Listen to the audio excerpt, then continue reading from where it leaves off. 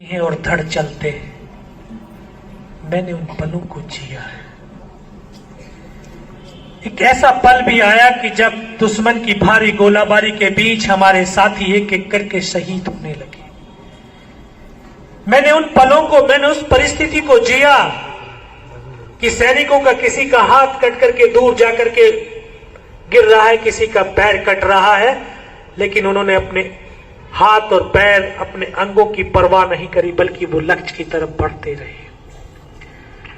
मैंने उस पल को जिया कि जब मैं ऊपर से नीचे तक लहूलुहान था और मेरा साथी मुझे फर्स्ट एड करने के लिए फील्ड पट्टी बांध रहा था और उसका हाथ यहां तक पहुंचा था, उसको यहां पे गोली लगी और इधर से उसका भेजा निकलता हुआ मैंने देखा था। मैंने देखा था कि मेरे साथ में मेरा साथी जो ट्रेनिंग में साथ था, उसके सीने में ब्रस्ट गोलियां लगती हैं, यहां से फेफड़ों से खून की धुआं जो धार निकलती है, उस धार को देखा है, उसको जीता रहा। मैंने देखा कि एक साथी खड़े होकर के हमें फायर सपोर्ट दे रहा है और वहीं पर आर्टिलरी का गोला गिरता है, उसकी यहां से गर्दन कट करके जमीन में गिरती है और उसका धड़ 2 कदम तक चलता है, फिर गिर जाता है और वो गर्दन जमीन में बड़ी बड़ी उछलती है। इस तरह से करके एक एक साथी मेरा शहीद होने लगा। मैं भी उनकी तरफ से मर चुका था। पाकिस्तान के जवानों ने फिर आकर के हमको इस तरह से घेर लिया और आधाधुंध गोलियों की बौछारें हुई। जो 1-2 साथी और जिंदा था वो भी शहीद हो गए। फिर उन्होंने आकर के दोबारा से हमें रीचेक करने की कोशिश करी कि इनमें से कोई जिंदा तो नहीं है। वो आकर के एक एक को गोलियां मारने लगे, तो किसी के सर पर गोलियां मारते थे, किसी के सीने पर गोलियां मारते थे। तो मैं बेहोश था, लेकिन इतना बेहोश नहीं था कि उनको सुन ना सकूं या देख ना सकूं। मैं सुन सकता था, देख सकता था। जब हमारे जवानों के शरीरों के अंदर गोलियां मारते थे तो बॉडी ऐसे उछलती थी ऊपर की तरफ। तो एक मेरे ठीक सामने था, एक मेरी बगल में था, 4 दूसरी तरफ थे। तो उसने जब सामने वाले को मारा तो उसकी बॉडी ऐसे उछली, बगल वाले को मारा तो उसकी भी बॉडी ऐसे उछली। फिर मैं इस तरह से पड़ा हुआ था। फर्स्ट में उसने आकर के यहां पे गोलियां मारी, फिर पैर में गोलियां मारी। मैं देख रहा हूं कि यहां से पैर से धुआं निकल रहा है, लेकिन उस गोली की पीड़ा को चुपचाप बड़ा सहता रहा। उनको यकीन हो गया कि इनमें से कोई जिंदा ही नहीं है। फिर उन्होंने बहुत गालियां दी, बूट की ठोकरें मारी, बहुत सारी अमानवीय क्रूरताएं वो करते रहे, लेकिन सब कुछ बड़ा सहता रहा। फिर हमारा एक नीचे पोस्ट था जहां से हम रात को अटैक के लिए, हमले के लिए चले थे। वहां पर हमला करने के लिए उन्होंने अपने दूसरे साथियों को सूचना दी कि हिंदुस्तान के यहां पर जितने सैनिक थे हमने उनको मार दिया है, नीचे वालों पर हमला कर दो। जब ये आवाज मेरे कानों तक पड़ी तो मुझे लगा कि आज तो मेरी पूरी टीम शहीद हो जाएगी। तब ऊपर वाले से एक ही प्रार्थना करी कि मुझे इतने जिंदा रख दे कि मैं अपने साथियों तक सूचना दे सकूं। और मेरे बच्चों, अगर निस्वार्थ भाव और सच्ची श्रद्धा के साथ उस परम पिता परमेश्वर को याद करते हैं तो वो शक्ति जरूर साथ देती है।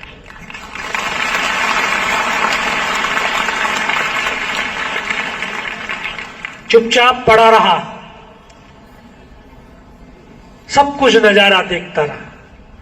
काफी देर के बाद उनका एक कमांडर था, उसने बोला कि इनके हथियार उठा लो। और फिर वो एक एक करके हमारे जवानों के अंदर दोबारा से गोलियां दागने लगे और हथियार उठाने लगे। तब तक मन के अंदर एक विश्वास पैदा कर लिया था कि अगर इसने सर और सीने में गोली नहीं मारी, चाहे मेरा हाथ पैर दोनों ही काट करके क्यों ना ले जाए, मैं उफ तक भी नहीं करूंगा और मैं जिंदा भी रहूंगा। और उसी विश्वास की बदौलत आज आपके सम्मुख भी खड़ा हूं।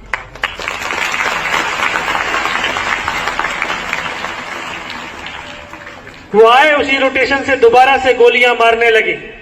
पहले सामने वाले को मारा, बगल वाले को मारा, फिर भी मेरी बाजू में, पैर में 3 जगह पे गोलियां मारी। और जब वो जाने लगा तो 2 कदम के बाद उसको न जाने क्या हुआ, वापस मुड़ा, उसने राइफल सीने की तरफ करी। तब मुझे लगा यार अभी मैं अब नहीं बच सकता हूं। लेकिन कहते हैं जाको राखे साइया मार सके ना कोई, और इस देश को भारत मां बोलते हैं। ऐसे ही नहीं बोलते, ये कंकर और मिट्टी वाली जमीन नहीं है, ये एक सजीव है। मां भारती अपने बेटों की वीरता, शौर्य, पराक्रम को कभी दफन होने ही नहीं देती है। किसी न किसी एक को जरूर माध्यम चुनती है। शायद इस मां भारती ने मुझे वो माध्यम चुना होगा कि उसके बेटों ने जो शौर्य, वीरता, पराक्रम दिखाते हुए अपने प्राणों का बलिदान दिया है, उस शौर्य को दुनिया तक पहुंचा सकूं। तभी तो जब उसने गोली चलाई तो यहां पर पर्स रखा था, पर्स में कुछ 5-5 रुपए के सिक्के भी थे, और परमात्मा ने शायद वो रुपए भी इकट्ठे कर रखे होंगे। जब गोली चली तो जाकर के वो सिक्कों पे टकराई। उस गोली के धक्के से मुझे आभास हुआ कि मैं मर गया हूं। पाकिस्तान का दूसरा जवान आया, उसने आकर के मेरा हथियार उठाया, शायद उसका पैर मेरे पैर से टकराया होगा। तब तक तो मुझे लगा था मैं मर गया हूं, लेकिन जैसे उसका पैर टकराया तो मुझे लगा कि शायद मैं तो जिंदा हूं। तब एक अंतर मन से आवाज है कि योगेंद्र अभी तक नहीं मरा तो अब मरेगा भी नहीं। मेरे पास एक हैंड ग्रेनेड था, मैंने अपना ग्रेनेड को निकाला, उसकी पिन निकाल करके उस पाकिस्तानी जवान के ऊपर इस तरह से फेंक दिया। तो कोट के अंदर हुड लगे हुए थे, वो हुड के अंदर ग्रेनेड जा गिरा, और जब तक वो ग्रेनेड को निकाल पाता यहां से पूरा सर उड़ गया उसका। तो जैसे उसका सर उड़ा वो हमारे ऊपर आकर के इस तरह से गिर गया। तो पाकिस्तान के दूसरे जो जवान थे उनमें खलबली मची कि इनमें से कोई जिंदा है। कुछ बोले जिंदा नहीं, नीचे से फौज की दूसरी टुकड़ी आ गई है। बस वही एक मौका था मेरे पास। जैसे ही मैंने तो उसकी राइफल उठाने की कोशिश करी दोनों हाथों से, इस हाथ की पूरी हड्डी निकल के बाहर थी। यह हाथ तो हिला ही नहीं, सिर्फ इस कंधा हिला। एक हाथ से राइफल को उठाया, वहां से ऐसे फायरिंग किया और 4-5 पाकिस्तानियों को मौत के नींद सुला दिया।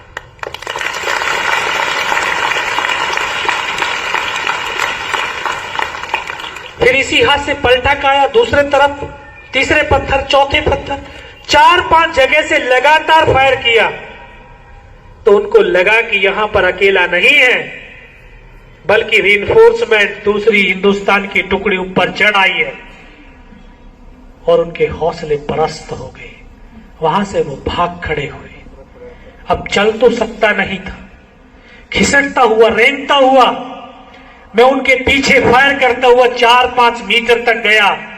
4-5 मीटर जाने के बाद देखता हूं सामने उनका लंगर चल रहा है, उनके लिविंग टेंट लगे हुए हैं, और वो सब कुछ छोड़ करके भागते हुए चले जा रहे हैं। दुनिया में 200 से ज्यादा राष्ट्र हैं, सभी की अपनी अपनी सेनाएं हैं, लेकिन हिंदुस्तान की सेनाएं पूरे विश्व में अगर सबसे अलग है तो उसका एक ही गुण है कि उस हिंदुस्तान का सैनिक आखिरी गोली और आखिरी सांस तक मां भारती की उस आंचल को छोड़ता नहीं है।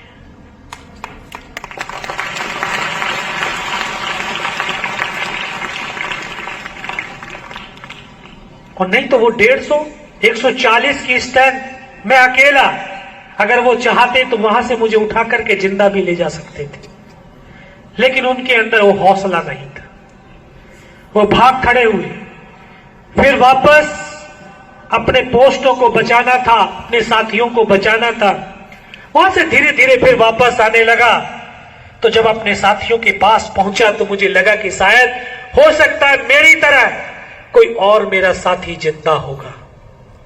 तो आकर के एक एक को देखने लगा। किसी का पूरा सर फटा हुआ बाहर था, किसी के पूरे फेफड़े निकले हुए बाहर थे। हमारे जवानों की छत विछत वो बॉडियां पड़ी हुई थी, उनको देख देख करके रोता रहा। 19 साल की अवस्था और 2.5 साल की सर्विस, ना तो उम्र का तजुर्बा था न सर्विस का अनुभव था, बस एक जोश था, एक जुनून था, कुछ कर गुजरने की बस एक इच्छा शक्ति थी जिससे लड़ता चला जा रहा था। रोता रहा, बहुत देर रोया। ये हाथ की हड्डियां जब आपस में टकराने लगी तो ऐसे एनिया पीड़ा होने लगी। इस हाथ को ऐसे बांधने की कोशिश करने लगा लेकिन बंध नहीं पा रहा था। ऐसा प्रतीत हुआ कि शायद ये कट गया है। मन में आया कट गया तो इसको तोड़ करके फेंक देता हूं। ऐसे पकड़ करके तोड़ने की कोशिश करी, टूटा भी नहीं। फिर इसको उठाया, पीछे कमर पे फेंका और बेल्ट में फंसाया। रात को किन रास्तों से ऊपर चढ़ करके हम पहुंचे थे कुछ नहीं ज्ञात था, कुछ पता ही नहीं था। अब जाना है तो कहां जाना है ये भी पता नहीं। चारों तरफ बर्फ ही बर्फ, पहाड़ी पहाड़, किधर हिंदुस्तान है किधर पाकिस्तान है नहीं पता था। बस एक गहरी आस्था में, कि विश्वास में कि वो ऊपर वाला है, वो जरूर लेकर के जाएगा, जरूर हमें रास्ता दिखाएगा। तो फिर थोड़ी सी देर और बैठ जाओ, 5-10 मिनट में खत्म होने वाला है। थोड़ी सी देर और, मुझे मालूम है कि सुबह से आप बैठे हुए थकान हो गई, लेकिन इतनी भी थकान नहीं हुई कि जितने हमारे जवानों ने अपना सब कुछ न्यौछावर हम सब के लिए कर दिया है। आज उन्हीं की बदौलत हम ऐसे स्कूल के प्रांगण,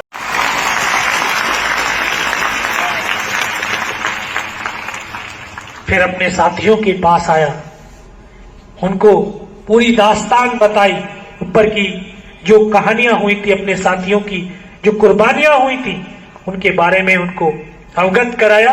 पीछे हमारे कमांडिंग ऑफिसर, जो आप यहां पर 1460 एक पॉइंट देख रहे होंगे, तो यहां पर आपने देखा होगा ये वाला इलाका, इसमें यहां हमारा जो टीम कमांडर था, जो आपका जिस तरह से आपके प्रिंसिपल साहब हैं ऐसे ही हमारे कमांडिंग ऑफिसर साहब होते। तो वहां उनका ऑफिस था, वहां तक मुझे ले जाया गया तो शाम हो गई थी। यही वक्त था, अंधेरा हो गया था, इतना लहू बह चुका था कि दिखाई देना बिल्कुल बंद हो गया था। तो जब उन्होंने बोला बेटा कुछ बता सकता? हाँ साहब बता सकता हूं। तो ऊपर की तमाम वहां की दास्तानें बताई।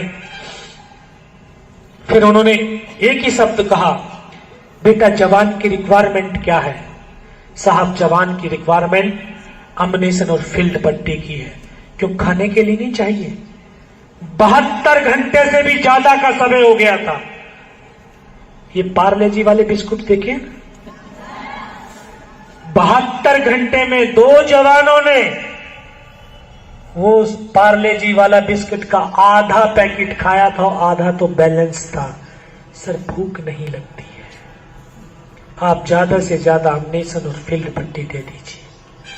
बस इतना कहते कहते फिर डॉक्टर ने कौन सा इंजेक्शन लगाया फिर मुझे पता नहीं, मैं कहां पर हूं। 3 दिन के बाद होश आया, देखा ऊपर पंखा चल रहा है, पता चला 92 बेस हॉस्पिटल श्रीनगर। और वहीं पर मुझे सूचना मिली कि उसी रात को दोबारा से हमारी टीम ने हमला किया और उस टाइगर हिल टॉप के ऊपर विजय पताका फहरा दिया।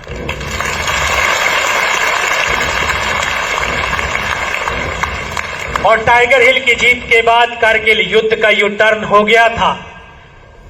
और आज हम 26 जुलाई को कारगिल विजय दिवस के रूप में मनाते हैं। 16 महीने हॉस्पिटल में रहा, 16 महीने हॉस्पिटल में रहा और हॉस्पिटल के ट्रीटमेंट के बाद मैं वापस फिर भारतीय सेना में गया और 25 साल और 5 दिन की सेवा करके अभी हाल ही में मैं सेवानिवृत्त हुआ हूं, लेकिन अपने कर्तव्य और दायित्वों से निवृत्त नहीं हुआ।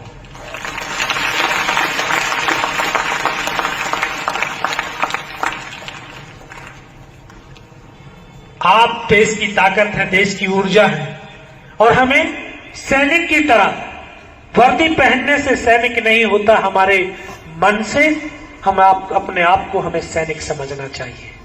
अगर आप मन से अपने आप को सैनिक समझते हैं तो सैनिकों का एक ही भाव होता है, एक ही विश्वास होता है, और वो हमेशा यही कहता है कि ये सांसों के तराने, ये सांसों के तराने हिंद का नवगान गाएगा हमारा शौर्य ध्वज लेकर। किसका? हिंदुस्तान के नौजवानों का। हमारा शौर्य ध्वज लेकर वो चंद्रयान गाएगा, हमारे प्राण माता भारत ही के पग समर्पित है। हमारे लहू का हर कतरा हिंदुस्तान गाएगा, हिंदुस्तान गाएगा। बहुत बहुत आभार। मैं पुनः प्राचार्य और सुबोध शिक्षण संस्थान के अध्यक्ष, उपाध्यक्ष और तमाम अध्यापक, शिक्षिकाएं, बहनें, माताएं और प्यारे बच्चों में सबका आभार व्यक्त करता हूं और अपने आप को बड़ा सौभाग्यशाली समझ रहा हूं कि मुझे इन नौजवान नन्हे मुन्ने देश के युवा शक्तियों के बीच अपने उन वीर योद्धाओं की कहानी को बताने का, उनको शौर्य को बताने का एक अवसर प्रदान हुआ। जीवन में हमेशा एक चीज याद रखना बच्चों, कुछ भी बनना। आभार व्यक्त करता हूं सब लेफ्टिनेंट विवेक पिंपलीकर स्मृति समिति नागपुर के प्रमुख माननीय श्री श्रीराम जी पिंपलीकर तथा पिंपलीकर परिवार, इनका भी मैं आभार व्यक्त करता हूं कि उनके सहकार्य से इतना अच्छा संयोग बनकर आया है। मैं दीपा दीदी का भी आभार व्यक्त करता हूं, उन्होंने पिंपलीकर मैडम का मनोगत के द्वारा विवेक पिंपलीकर जी की स्मृति को पुनः पुनरुज्जीवित किया है। मैं कार्यक्रम में पधारे पूर्व प्रधानाचार्य तथा पूर्व शिक्षक एवं शिक्षिका कर्मचारी, इन सभी का आभार व्यक्त करता हूं। हमारे पत्रकार बंधु एवं सभी गणमान्य व्यक्ति, पूर्व सैनिक, इन सभी को आभार व्यक्त करता हूं। इस मंच को सुशोभित करने वाले शुभमंगल विचार केंद्र के कर्मचारी श्री गुलाब जी धोटे, इस रंगवल्ली से सभी के मन को प्रसन्नता का आभास निर्माण करने वाले रितेश राखुंडे, मेरी आवाज आप तक पहुंचाने वाले सौरभ साउंड सिस्टम के संचालक सौरभ और गौरव, इनका भी आभार व्यक्त करता हूं। पालक वर्ग, आप सभी इतनी बड़ी पैमाने पर यहाँ पर उपस्थित हुए, आपका भी मैं आभार व्यक्त करता हूं। छात्र एवं छात्राएं, बड़ी अच्छी तरीके से आप यहाँ बैठे हो, आपको अगला कार्यक्रम भी सुनना है, इसके लिए आपका भी कौतुक करता हूं। अनावधान से जिन महानुभावों का आभार व्यक्त करना रह गया हो, इसी मंच से उनका भी आभार व्यक्त करता हूं। मेरे आभार प्रदर्शन का कार्यक्रम यहाँ संपन्न हुआ, ऐसा कहता हूं और अगला सूत्र मैडम की ओर सौंपता हूं। धन्यवाद। जोश दोनों का बहुत बराबर चल रहा है। अच्छा, फिर अभी आपका एक जोश देखना है, देखना है?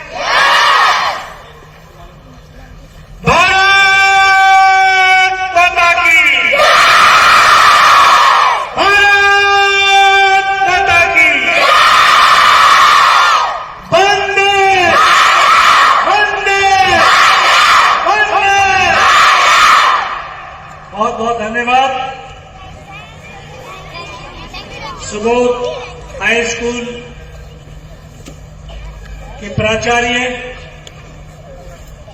तमाम शिक्षकगण, मेरे माझी साथी,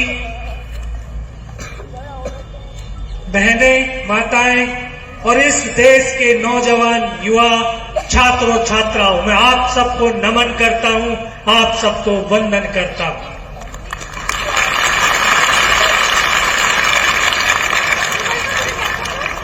आज मैं अपने आप को बड़ा सौभाग्यशाली समझ रहा हूं कि आज मैं इस पावन स्कूल के प्रांगण में आया हूं और आप लोगों के बीच आया हूं।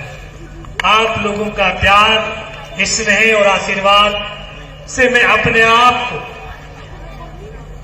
बड़ा खुश नसीब समझ रहा हूं, बहुत खुश नसीब समझ रहा हूं।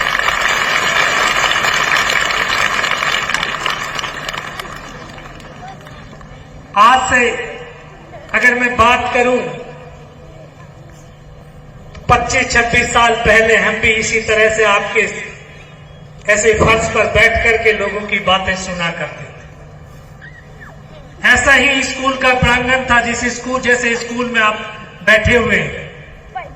मेरे स्कूल का नाम था श्री कृष्ण इंटर कॉलेज, जिसमें मैंने 6th क्लास से लेकर के 12th क्लास तक शिक्षा प्राप्त करी।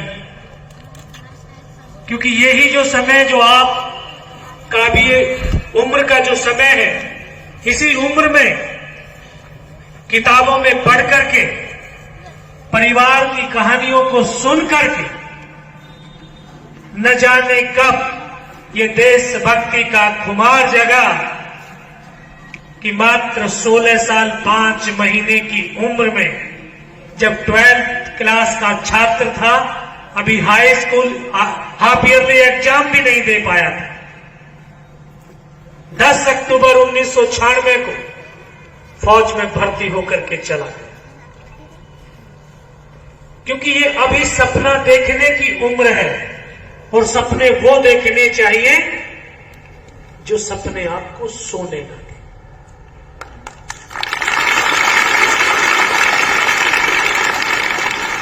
8th क्लास में थे तो कैलाश पर्वत का जिक्र आया,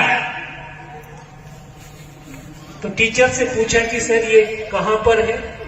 बोला ये हिमालय का बहुत ऊंचा शिखर है, पहले ये हिंदुस्तान का हिस्सा था लेकिन अब चाइना में। इतनी देशभक्ति चढ़ी हुई थी, पता नहीं था कि स्टैंड गन बहुत बड़ा हथियार होता है या छोटी सी गन होती है। बस इतना था, टीचर से बोला सर स्टैंड गन दिलवा दो, कैलाश पर्वत को हिंदुस्तान में हम दिलवा देंगे।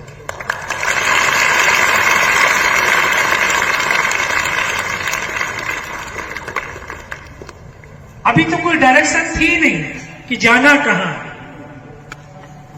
लेकिन जब ये भाव पैदा हुए तो एक दिशा, एक डायरेक्शन मिलने लगी कि जाना तो है फौज में। क्योंकि पिता से जब 65 और 71 के युद्धों की दास्तानों को सुनकर के बड़े हो रहे थे, तो जिस तरह से आप अभी टीचर की कहानियों को सुनते हैं तो एक जिज्ञासा होती है, क्या ऐसा हुआ होगा, क्या ऐसा होता है? तो पिता बताया करते थे कि 1971 में जब लाहौर तक भारतीय सेना पहुंच गई थी, तो पाकिस्तान की फौज ने नलकूपों के अंदर जहर डाल दिया था, ताकि हिंदुस्तान की फौज नलकूप से पानी पिए और वो मारे जाए। पिता बताते थे कि युद्ध के दौरान न खाना मिलता है, न पानी मिलता है, न सोना मिलता है, चारों तरफ साथियों की, दुश्मनों की लाशें ही लाशें होती हैं, लेकिन उन सब की परवाह न करके हमें लक्ष्य की तरफ बढ़ना होता है।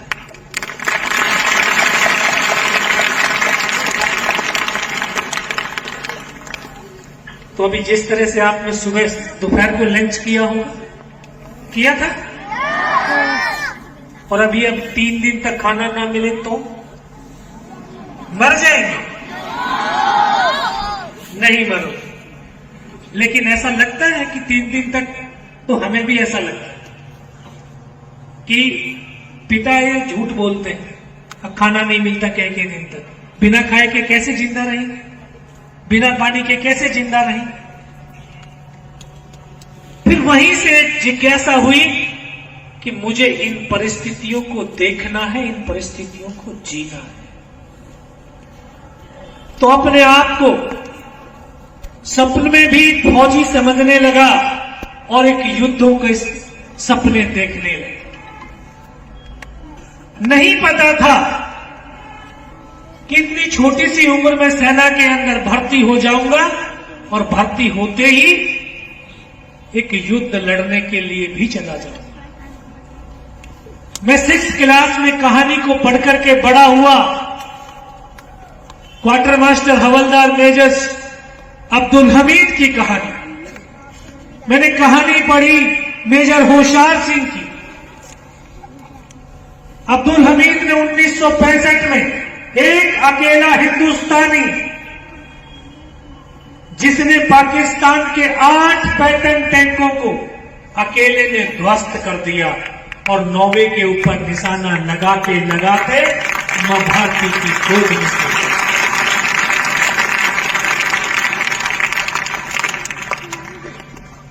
अमेरिका ने पाकिस्तान को वो पेट्रियट टैंक दिए थे, नई टेक्नोलॉजी के वो टैंक थे जिसके ऊपर पाकिस्तान की फौज बहुत बड़ा गुमान करती थी, लेकिन एक अकेले हिंदुस्तानी सैनिक ने उनके गुमान को तोड़ दिया, उनके घमंड को तोड़ दिया।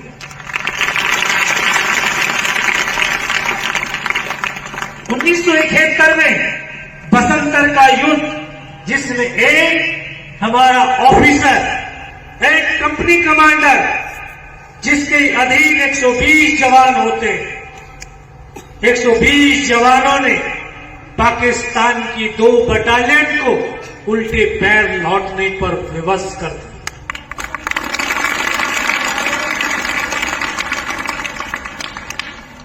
यूं तो हिंदुस्तान के अलग अलग रेजिमेंट है सेना के अंदर, लेकिन मैं जिस रेजिमेंट का, कैनेडियन रेजिमेंट का हूं, मैं उसकी आपको दास्तान सुना रहा हूं।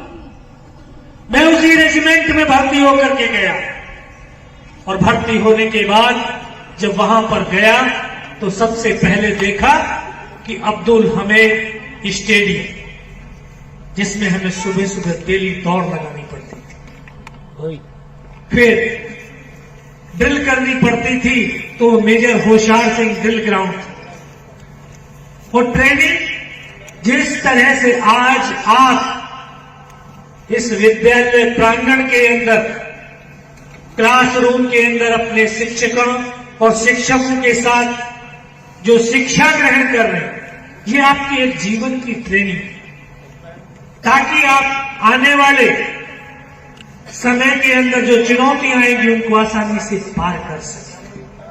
तो हर एक संस्था, हर एक जो इंस्टीट्यूशन होता है, वो अपने जो वहां के एम्प्लॉयर हैं उनको उसी तरह से तैयार करता है ताकि भविष्य में आने वाली चुनौतियों का वो सामना कर सके। और ये तो बात सेना की थी। तो सेना अपने जवानों को इस तरह से तैयार करती है कि उनको 9 महीने के लिए तप्त भट्टी में डाल देती है। वहां के जो इंस्ट्रक्टर, जो टीचर हैं, वो अपनी क्षमता से, सक्षमता से, कौशलता से 9 महीने तक उनको उस आग की भट्टी में तपाते हैं।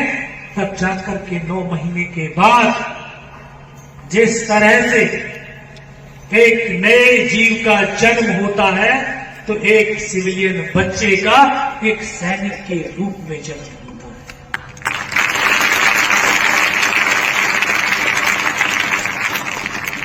क्योंकि 9 महीने के बाद जो उसका शरीर होता है वो कुंदन बन जाता है, और जब उस कुंदन शरीर के ऊपर जब वो वर्दी धारण करता है, क्योंकि वो वर्दी कोई मामूली कपड़ा नहीं,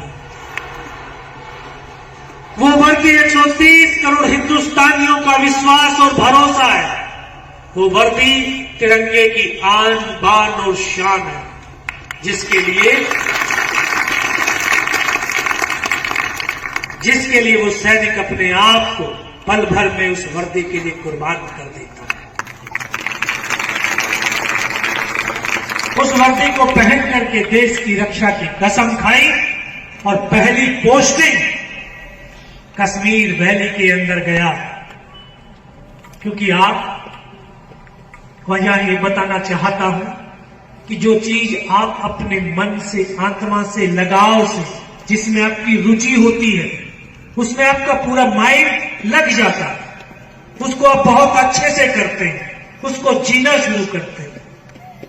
तो जब हम किसी कर्म को, किसी कार्य को जब हम करना शुरू करते हैं, उसको जीना शुरू करते हैं, तो परमात्मा भी साथ होता है। परमात्मा आपके साथ है। परमात्मा एक शक्ति के रूप में आपको उसी तरफ लेकर के चला जाता है। तो पहली पोस्टिंग कहीं दूसरी जगह भी हो सकती थी, लेकिन पहली पोस्टिंग कश्मीर वैली के अंदर, क्योंकि भविष्य के लिए हमें तैयार किया जा रहा है। कश्मीर जहां पर 1990 से एक जिहाद की आग बहुत तेजी से बढ़ी, जिसके विरुद्ध हमारी भारतीय सेना निरंतर आज तक उनके साथ युद्ध लड़ती चली आ रही है। तो वो युद्ध लड़ने का वहां पर मौका मिला।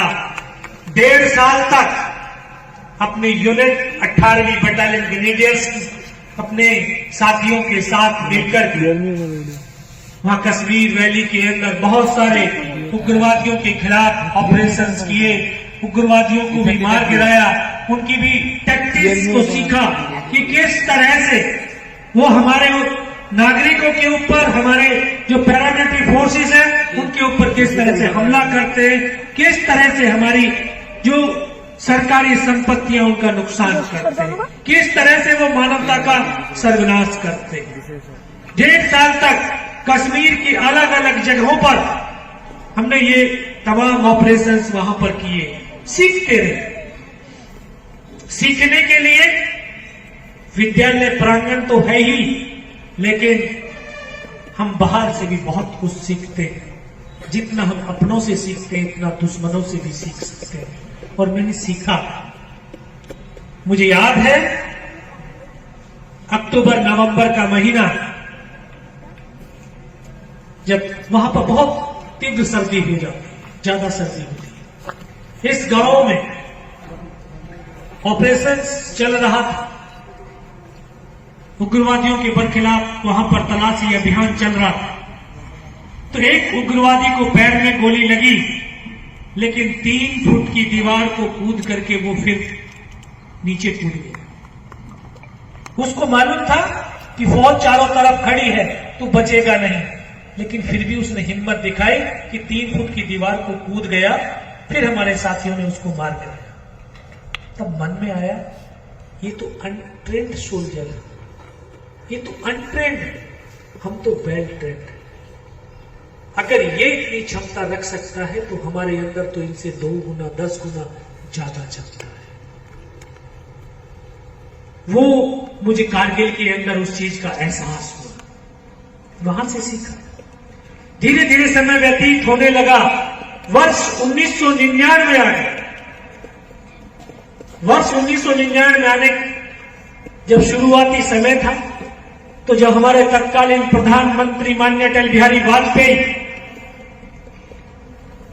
वो हिंदुस्तान और पाकिस्तान की आवाम के बीच एक शांति सौहार्दपूर्ण वातावरण बनाना चाहते थे, क्योंकि मेरे बच्चों, जहां पर शांति होगी वहीं पर उन्नति और विकास होगा, वहीं पर मानवता के कल्याण के कार्य किए जा सकते हैं, वहीं पर पुण्यार्थ किया जा सकता है।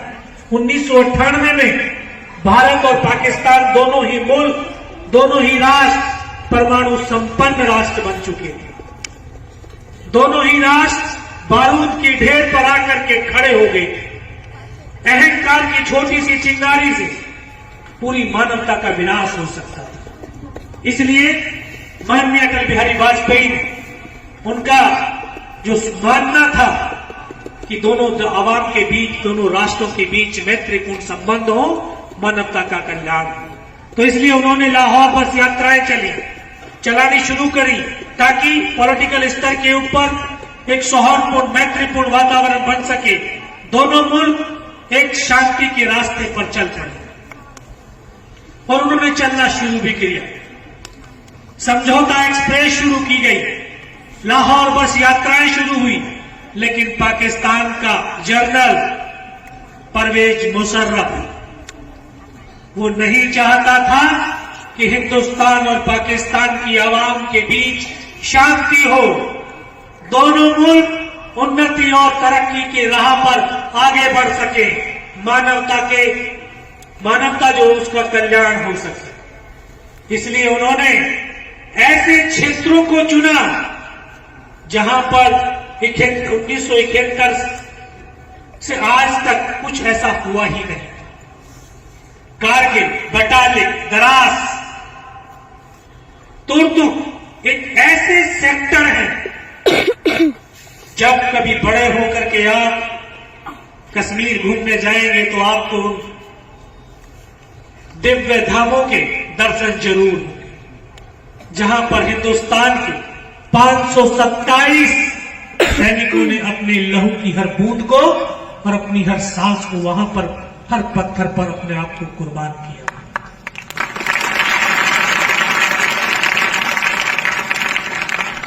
जब कश्मीर से लेह की तरफ आप जाएंगे तो बीच में वो रास्ता, वो पावन धाम पड़ेगा। सर्दियों के समय वहां पर -60 डिग्री टेम्परेचर होता है। आपके यहां पर शिवाजी की धरती पर तो माइनस में तो टेम्परेचर नहीं जाता, ज्यादा से ज्यादा 10 तक आता होगा, 12 डिग्री तक आता होगा, और 12 डिग्री टेम्परेचर में आप हम सबकी कपकपी बन जाती है। वहां -60 डिग्री टेम्परेचर। और जब कारगिल का युद्ध हुआ था उस समय -20 डिग्री टेम्परेचर। अभी जितनी देर मैं आपसे बात कर रहा हूं, इतनी देर अगर आप बैरिक से बाहर रह गए तो आपके चेहरे से खून टपकना शुरू हो जाता, इतनी ठंडी हवाएं थी।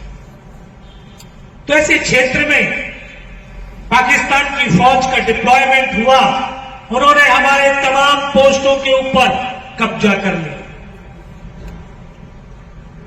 और इतनी भारी तादाद में वहां पर अपना डिप्लॉयमेंट कर दिया कि उन्होंने कभी सपने में भी नहीं सोचा था कि हम यहां से वापस जाएंगे। लेकिन वो भूल गए, ये हिंदुस्तान की मिट्टी है और इस मिट्टी में सिंगनिया और शेर पैदा होते हैं।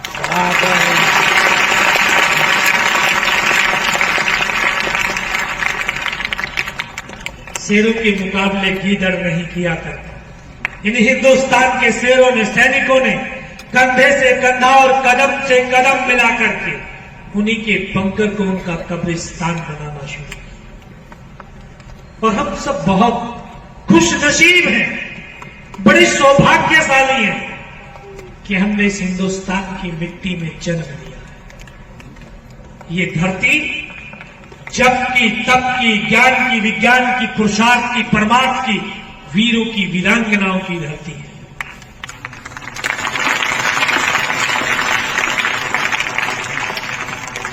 एक ऐसा कल्चर इसी मिट्टी में मिल सकता है कि यहां की माओं को मैं नमन करता हूं कि यहां की जो माएं अपने बेटे और बेटियों से कहती हैं कि सीने का दूध पिलाया है, सीने पर गोली खाना, कभी पीठ पर गोली मत खाना। तो हिंदुस्तान के बेटे और बेटियां अपने मां के वक्तव्य को सार्थक करते हैं।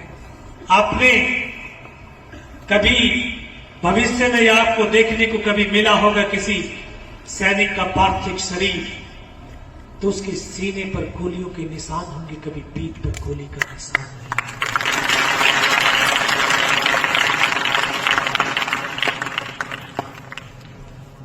तो इस तरह की जो भाव और भावनाओं के साथ भारतीय फौज वहां पर युद्ध लड़ने के लिए चली।